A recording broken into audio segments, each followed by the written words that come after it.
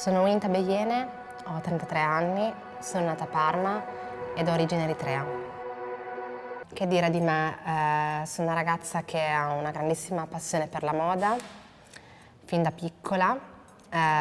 Questo ha caratterizzato ovviamente la mia vita fino adesso. Ho fatto la commessa, sono stata visual merchandiser e da poco mi sono staccata da questo mondo, andando ad esplorare altre figure sempre nell'ambito della moda.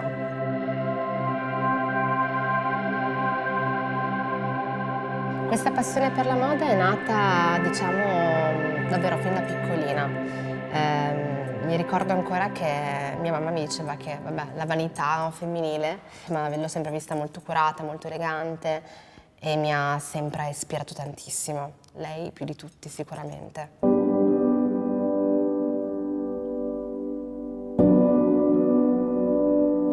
Il mio sogno, allora, devo dire che volevo fare l'attrice quando ero piccola, poi è, non lo so, fumato così nel nulla, però sì, era una cosa che mi piaceva tantissimo, mi piaceva l'idea di fare dei film e magari di recitare tanti ruoli, no? Quindi al di là di quello che poi ovviamente siamo noi, quindi cimentarsi, questa era una cosa che mi affascinava tanto, poi in realtà ho fatto ovviamente altro.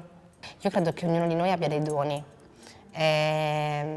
Dobbiamo riconoscerli. Forse sono stata fortunata, no? Ho iniziato proprio appunto dal negozio, ho lavorato tanti anni nei negozi per varie aziende, quindi per vari brand. Il mio sogno era di diventare appunto visual, styling e visual. Facendo questa gavetta, quindi questo percorso, sono riuscita ad arrivare a fare quello che era il mio sogno, il mio obiettivo di qualche anno fa. L'ho fatto, quindi ho realizzato questo sogno. Però sai, nella vita, ecco, parlando di sogni, non si smette mai di sognare e soprattutto una volta che inizi a fare un lavoro non hai neanche la piena percezione di quel lavoro, quindi a volte lo idealizzi talmente tanto che poi cioè magari ti sei fatta tutta un castello. È chiaro che quando ci sei dentro poi giorno per giorno ti rendi conto e ti misuri con quello che è il lavoro reale. L'ho amato tanto, però sono arrivata proprio pochi mesi fa alla decisione che avevo bisogno di un upgrade.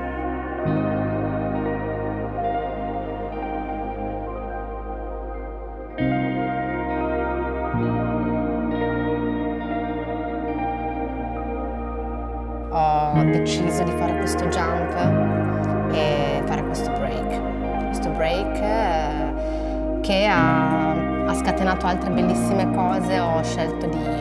Sentivo il bisogno di tornare a scoprire le mie radici, appunto sono eritrea e ho deciso di fare un viaggio in Eritrea, quindi sono tornata in Eritrea dopo 7 anni, però diciamo che mi ha portato a un rehab, cioè a un rebirth, cioè proprio mi sono sentita rinata.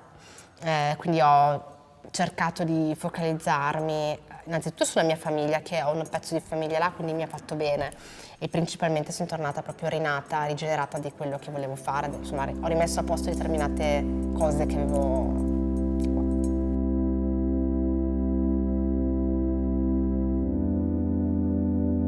La mia nonna materna è la mia seconda mamma, cioè è un pezzo del mio cuore. Quindi una volta arrivata là c'era mio papà che mi aspettava lì in quel momento, mi è venuto a prendere, ho dormito qualche ora e sono volata letteralmente a casa di mia nonna. Quindi con complice mia zia siamo entrate in casa in sordina e le abbiamo fatto questa sorpresa bellissima. È stata un'esperienza bellissima, hai detto i profumi, i colori. Ogni paese, no, il proprio profumo, il proprio colore. Poi adesso sarò di parte probabilmente, ma l'Africa è un po' la terra dei colori e dei profumi, no? Mi vengono in mente le spezie per i profumi o i fiori, no, che emanano là. Da noi come tradizione, dico questa, che forse è più caratteristica, è una cosa meno goliardica quanto le persone anziane, e vabbè poi il nonno, quindi c'è un legame ancora più radicato, no?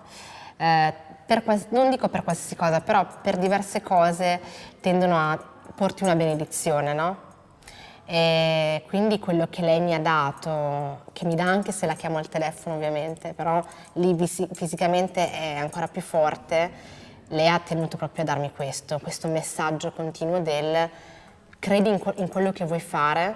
Io avevo appena lasciato per l'appunto il mio lavoro, quindi ero appena tagliato un pezzo, no? Cioè ho chiuso un capitolo per aprire, ho chiuso una porta per aprire un'altra. Lei mi ha detto proprio questo, mi ha detto credi in ciò che vuoi fare, sei forte, hai un cuore grande, puoi fare quello che vuoi e insomma hai il tuo buon potenziale. Quindi questo è quello che lei mi ha detto. Un detto di mia nonna può essere, parla in italiano mia nonna, attenzione, mia nonna ti dice, non lo so, il verde speranza, non so, mi ricorda questa cosa di quando ero piccola, dove lei mi diceva sempre questa cosa qua, assolutamente. Si sogna sempre che ecco, chi ci vuole bene, chi ci sta attorno stia bene, no? Quindi quello sicuramente, forse quello è il primo sogno, no? Che tutti dobbiamo, più che le cose materiali, che davvero ci possa essere una società diversa in quanto meno retrograda, più aperta, più open mind sotto tanti punti di vista, no?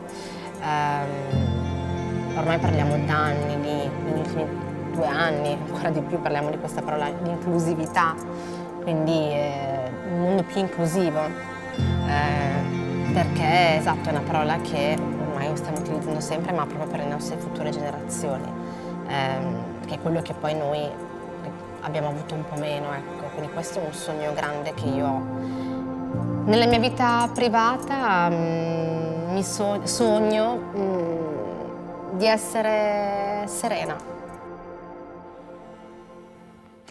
Alla quinta dei 23 anni direi che di stringere i denti, di correre verso i suoi sogni, di non farsi abbattere dalle prime cose che potevano esserci e sicuramente di farsi scivolare le cose più addosso, ecco, quello sì.